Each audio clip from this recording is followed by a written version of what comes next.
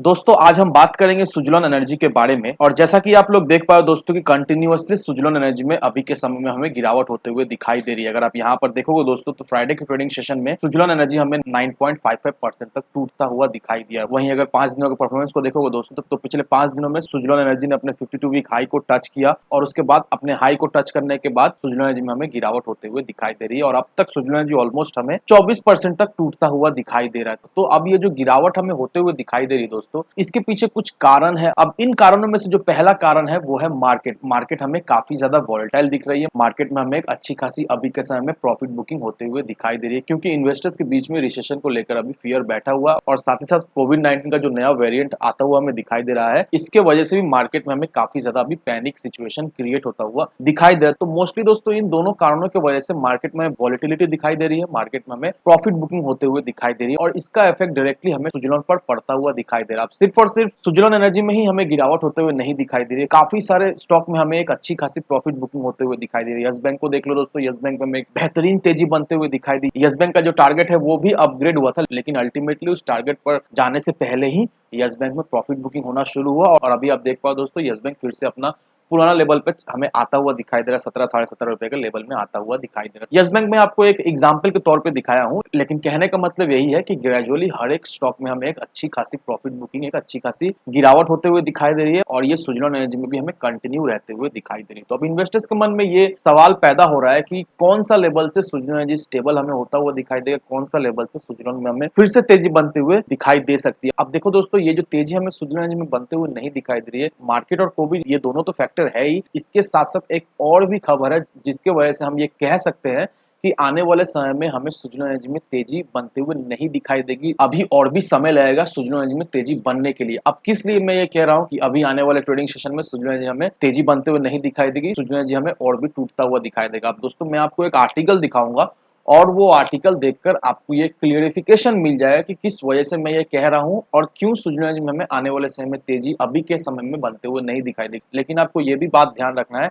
ये जो भी चीज मैं कह रहा हूँ कि ये तेजी हमें बनते हुए नहीं दिखाई देगी, ये सारा चीज टेम्पोररी बेसिस में है। ऐसा नहीं है कि परमानेंटली सुजलॉन में हमें तेजी बनते हुए नहीं दिखाई देगी। नहीं दोस्तों, ऐसा बिल्कुल ही नहीं है। नो डाउट आने वाले 3 महीने के अंदर ही सुजलॉन एनर्जी में हमें फिर से एक तेजी बनते हुए दिखाई देगी। अब सबसे पहले दोस्तों एक बार उस आर्टिकल को देख लेते हैं, उसके बाद मैं आपको डिटेल में समझा दूंगा। अब इस आर्टिकल को देखो दोस्तों, यहाँ पर क्या मेंशन किया हुआ है, Delhi high court suspend renewable energy certificate trade for 6 weeks. अब ये आर्टिकल क्या चीज को लेकर है, अब मैं आपको ये क्लियरली बता दे रहा हूँ और ये आर्टिकल में जो भी चीज मेंशन किया हुआ है वो मैं आपको एक एक करके सारा चीज समझा दे रहा हूँ। अब यहाँ पर देखो दोस्तों, 6 सप्ताह के लिए Delhi high court renewable energy certificate को ट्रेड करने के लिए सस्पेंड कर दिया है। दैट मींस आरईसी को ट्रेड करने में सस्पेंड कर दिया है। अब इससे सुजलॉन को किस तरह से इफेक्ट पड़ रहा है या फिर आने वाले समय में पड़ता हुआ दिखाई देगा, ये भी आपको क्लियरिफिकेशन मिल जाएगा। यहाँ पर देखो दोस्तों, अब central electricity regulation commission 2022 regulation, that means CERC, अब इसके तहत जो रिन्यूएबल एनर्जी का जो फ्लोर प्राइस होता है, इस रेगुलेशन के तहत रिन्यूएबल एनर्जी का जो फ्लोर प्राइस होता है उसको हटा देने का बात था। लेकिन Indian wind power association northern region council इस रेगुलेशन के ऊपर एक पिटीशन डाला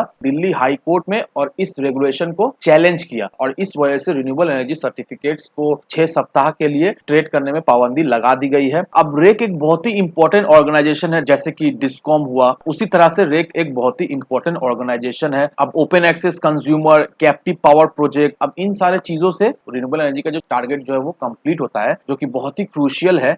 इंडिया में जो सस्टेनेबल एनर्जी इकोनॉमी को जो ट्रांजिशन हो रहा है, इसमें इनका एक बहुत ही अहम भूमिका रहने वाला है। अब सीईआरसी का जो रिसेंट रेगुलेशन आया, जिसके ऊपर Indian wind power association northern region council ने जो पिटीशन डाला है, अब इस रेगुलेशन के तहत जो आरईसी जो प्राइस सेट करेगा वो मेनली पावर एक्सचेंज या फिर mutual agreement between eligible entity और एलिजिबल ट्रेडर के द्वारा डिसाइड किया जाएगा। लेकिन विंड एसोसिएशन इस रेगुलेशन को आर्ग्यू करते हुए ये कह रहा है कि जो लोग भी एनर्जी जनरेट करता है उनका राइट है कि वो लोग अपना फ्लोर प्राइस सेट करें। लेकिन सीईआरसी के रेगुलेशन के तहत पावर एक्सचेंजेस या फिर एलिजिबल एंटिटी या फिर इलेक्ट्रिसिटी ट्रेडर्स ये फ्लोर प्राइस सेट कर सकते हैं। तो इसके लिए विंड एसोसिएशन ने एक पिटीशन डाला इसको चैलेंज करने के लिए। अब दिल्ली हाई कोर्ट इस पिटीशन को रिकंसिडर करेगी और इसका फैसला जो है वो हमें 31 जनवरी 2023 को आता हुआ दिखाई देगा। अब सीईआरसी ने बहुत सिग्निफिकेंटली फीस में जो है वो बढ़ोतरी कर दिया है आरएससी ट्रेडर्स के लिए, और सीईआरसी का ये भी मानना है कि ये जो फी में रिवर्सल जो हुआ है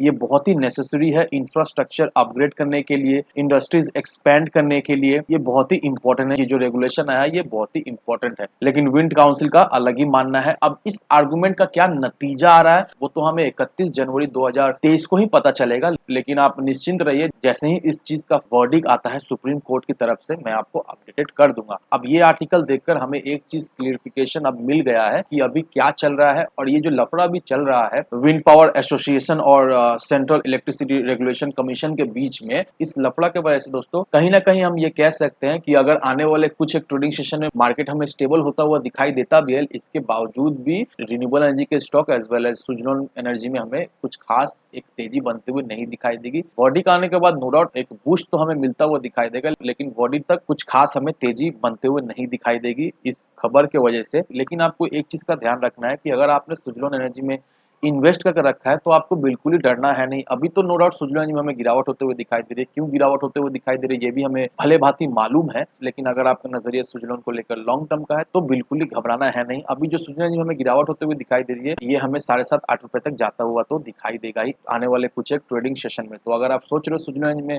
फ्रेश एंट्री लेने का, आपने सुजलोन एनर्जी की रैली को मिस कर दिया है, तो ये दो लेवल बहुत ही अच्छा लेवल रहने वाला है फ्रेश एंट्री लेने के लिए सुजलोन एनर्जी में। और अगर आप लेते भी हो फ्रेश एंट्री तो मिनिमम आप 3 महीने के लिए होल्ड करके रखो। अगर आप मिनिमम 3 महीने के लिए होल्ड करके रखते हो तो यहाँ से आपको सुजलोन एनर्जी से मिनिमम कम से कम 45 से 50% का तो रिटर्न मिलेगा ही मिलेगा। तो इन सारे फैक्टर को कंसिडर करो, उसके बाद ही अपना एक इन्वेस्टमेंट डिसीजन लो। लेकिन दोस्तों मेरी आपसे एक ही विनती रही कि विदाउट एनी डिटेल रिसर्च के बिना कहीं पर भी इन्वेस्टमेंट ना करें। वीडियो अगर आपको पसंद आए तो लाइक से सब्सक्राइब जरूर करना। तो चलिए फ्रेंड्स, मिलते हैं हम अगले वीडियो में।